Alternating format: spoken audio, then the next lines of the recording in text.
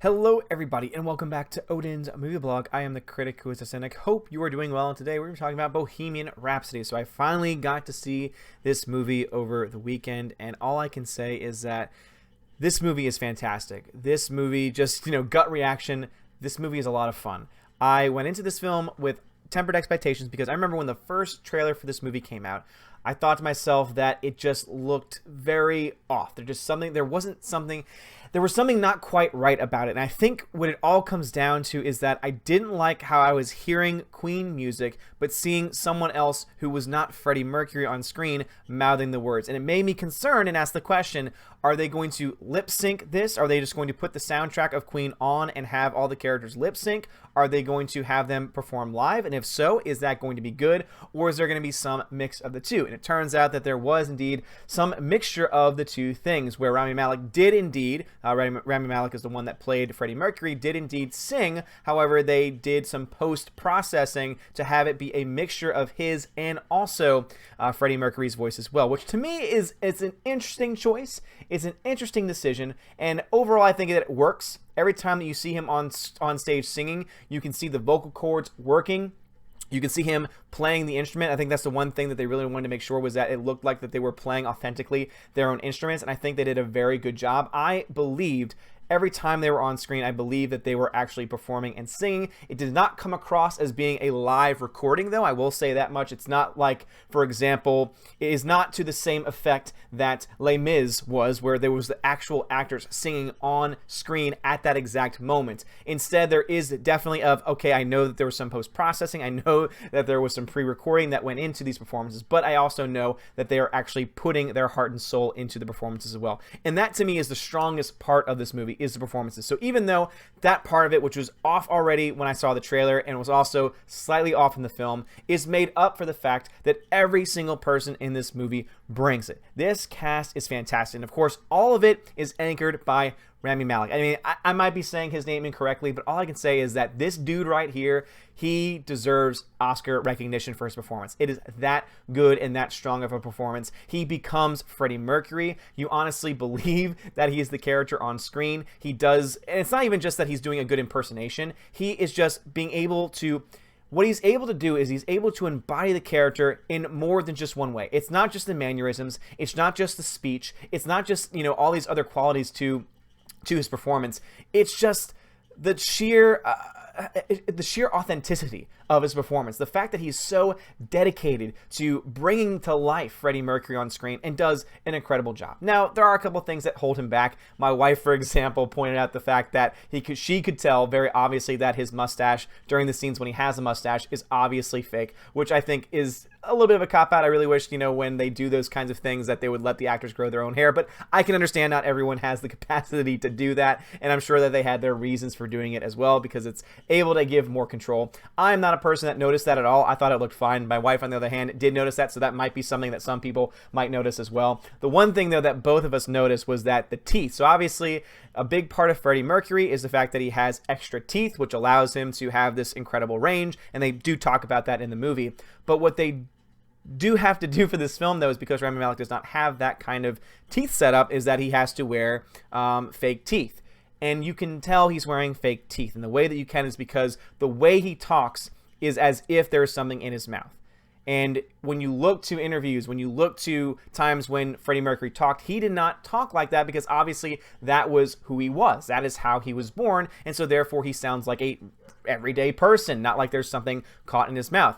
Rami obviously there's nothing that he can do, because on the one side, it's a major part of his character, so it's not something that he can do without, and on the other, he still has to learn how to be able to talk with that. So I think that's not on Rami Malek. I don't think that it's his fault, but it is still something that can sometimes be distracting, especially when they are the scenes where he is not, when he is not singing. Because when he's singing, obviously you can't tell, because they obviously did some pre-recording for the concert and for all the different times that they perform. But during the quiet scenes, during the dialogue, intense, heavy scenes as well, you can obviously tell that there's something in his mouth, and it is slightly distracting nonetheless. Overall, though, I will say this film is fantastic because of the fact it focuses on the entire story of Queen. Yes, Bohemian Rhapsody is focused on Freddie Mercury, as it should be, since he is the center and the heart of Queen. It is his story, and they do a great job telling it. They tell about him becoming a member of the band. They go into his personal life. They go into his family life, which is very interesting, very fascinating. They go into things that I never even knew about Freddie Mercury. And again, I'm not someone who ever claimed to be an expert. I am by no means a huge Queen fan. I like their music, but I would not consider myself to be a fan. Like, I don't know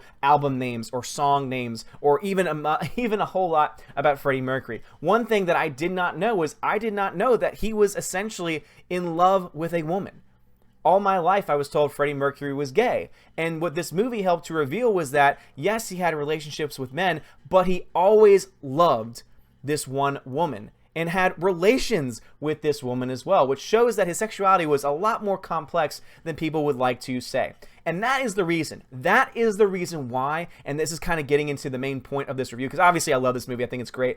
Pacing issues are there in the very beginning, and it makes sense because Bryan Singer, who was the director, apparently didn't show up or was late on set several times, didn't finish the movie either. So it makes sense that when the film is being edited and put together, when you don't have the person whose vision it was, that, when a vision of a person is put on screen, is put on film, that vision should also be behind in the editing room, putting everything together with the editor. So obviously you have someone else's vision on screen in the footage, you have a new director brought in to finish it up. There's going to be those kinds of tonal inconsistencies, and that's definitely there. But overall, I say the reason why it's at 60% right now on Rotten Tomatoes, and again, this is going into the video that I made the other day about Rotten Tomatoes. Keep in mind, this means 60% of critics gave it a positive rating, gave it a fresh rating. But if we look to the average rating overall, even that is actually very close, 6.1 out of 10. So a 61% rating on average from all of the critics. 164 fresh, 110 rotten. The reason why there is this kind of a disparity, the reason why, in my mind, why I honestly think this is the case, is because it does not focus solely on him being a homosexual. It focuses on every aspect of his life. It focuses on the band. It focuses on so many other things. And then when it does deal with his sexuality, they do show that he was conflicted. And I think that is something that's important, because I think most people just say, oh no, he was gay. Play up on that. This is that NPC SJW mindset.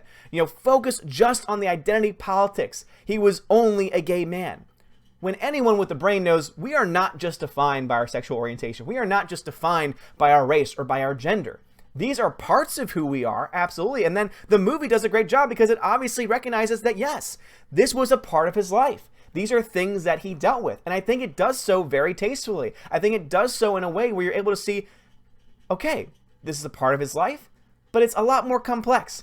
His life is more than just being a gay man. There's so much more to it than just that. He is not just a gay man who got AIDS. There's so much more complexity. There's relationships with him and the bandmates. There's relationships between him and this woman that he loved his entire life. There's also relationships with those closest around him, and how he starts to internalize so many different things. He begins to isolate himself from so many different people for a variety of different reasons. And I think that the complexity of the character is the reason why I love this film so much. It was not just a caricature. It was not just a simple oversimplification of who he was. And the problem, I think, with critics is that they wanted it to be all about identity politics. They wanted it to be all about him being homosexual. And because it didn't focus solely on that, because I wouldn't even say the main point of the film was about that, I think that's the reason why they gave it negative ratings. And people can criticize me all you want. You can say that I'm off base with that, but I'm sorry. I know how critics work. I know how these ultra SJW NPC critics work. If there is a film that is supposed to be something and doesn't live up to the expectation, they will put it down, because they will say, oh, no, this is not what we wanted. This is not what we wanted. Now, don't get me wrong. It's not a perfect film. It is definitely not a perfect film. I can see why people would have issues with it. Again, the pacing issues are there. They are very evident. At the very beginning especially, there are so many tonal and pacing issues that exist. By that, what do I mean by that? I mean that when each scene is getting cut from scene to scene, from shot to shot, there isn't a consistent rhythm. The rhythm is constantly being is constantly being interrupted, it seems. And so because of that, you kind of feel that, oh, there's something not quite right about how these shots are being put together. There's something not quite right about how these scenes are being ordered together. And also, too, going into some of the background behind it as well, because this is going to be a criticism, is the fact that it's not historically accurate. There are certain songs that are said to be written at a certain time, which didn't happen. There are certain things that happen at on a certain year, according to the film, that was not actually how it happened historically. And I think that that might cause some people who are diehard Queen fans to find some reasons to be critical and find some reasons to be upset. But overall, my wife, who is a huge Queen fan, diehard Queen fan, has done research projects on Queen, that's how much she loves them, loved the movie. Was able to say, yes, these issues existed. She agrees with me on the pacing and also about the historical inaccuracies and about the teeth and everything else. And again, she was the one who even brought up the mustache, that things that bothered her. But at the end of the day, she's able to look back and say, no, this is a good time. This is entertaining. You are rocking out to Queen music. It is fantastic. You are finding out more about this guy's life that I know I didn't know before going into the movie. And you're able to do so by also having a good time and not being preached to.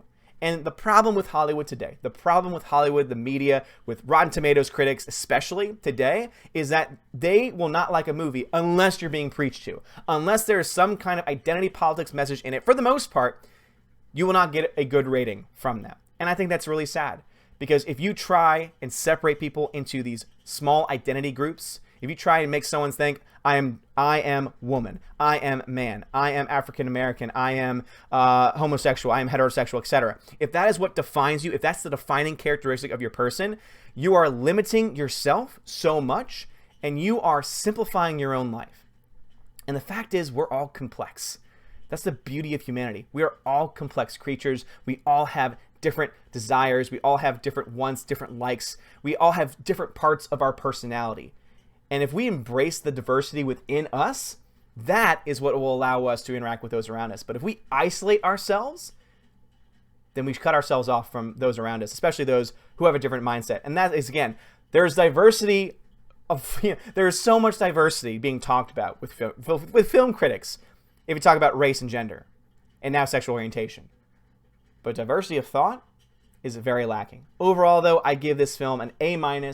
Again, it's a fun movie. I recommend that you go see it in theaters. If you can see it and afford it in Dolby, I recommend it because the music is jamming. It's awesome. It's so much fun.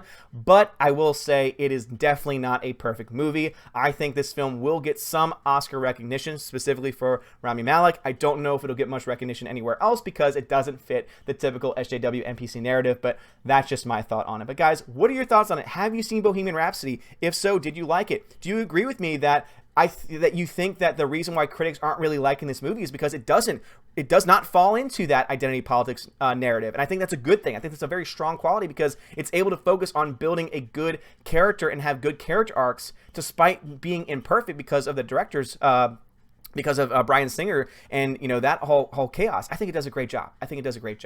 But I would love to hear your thoughts on that. If you like this video, hit that thumbs up, hit that subscribe. It really does help me out a lot. You are all amazing, guys. If you want me doing more reviews like this, please let me know. These tend not to do nearly as well as my other ones, especially the ones when I go into Star Wars news or Marvel news and things like that. But I would love to hear your feedback on this. So thank you so much for watching. Have a great day, and as always, God bless.